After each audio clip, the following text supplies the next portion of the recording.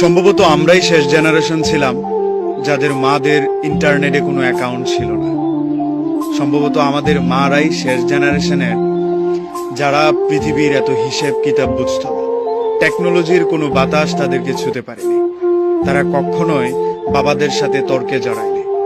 সবসময় নিজেদেরটা স্যাক্রিফাইস করে সন্তান আর পরিবারের জন্য উৎসর্গ হয়ে গিয়েছে। আমার মা তেমন হিসেব বুঝেন না। রুটি একটা চাইলে 3টা দেয়, ভার্সিটির জন্য 50 টাকা চাইলে শাড়ির আঁচল থেকে 100 টাকা খুলে দেয়।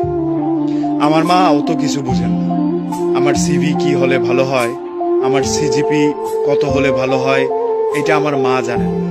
আমার মা জানেন আমি ভালো আছি কিনা, আমি ভালো থাকছি কিনা। আমার মা ফোন দিয়ে অনেক কিছু জিজ্ঞাসার আগে খেয়েছি কিনা সেটাই জিজ্ঞাসা করতে বেশি পছন্দ করে।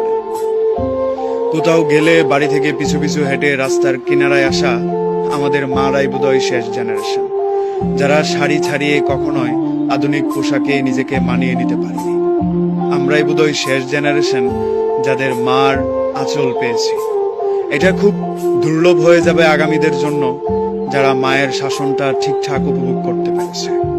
সকালে মক্তবে না গেলে মায়ের ভয়ে পালিয়ে থাকতে হয়েছে হাফ বেলা। স্কুলে একদিন মিস করলে টিচারের শাসনের সাথে সাথে সন্ধ্যায় বাড়ি ফেরার ভয়টা বোধহয় আমরাই শেষ জেনারেশন। আমাদের পরে এই কাজগুলো কিংবা এই অভ্যাসগুলোর সাথে অন্য কোনো জেনারেশন নিজেদেরকে মানিয়ে নিতে পারবে কিনা সেটা নিতান্তই প্রশ্নবোধক। এই টেকনোলজি এসে আমাদেরকে তো আলাদা করেই দিল। সারাদিন উপন্যাস ছেড়ে মোবাইলে ডুবে থাকা, মায়ের কথা শোনার বদলে নাটক দেখা বিষয়টা এখন অহরহ।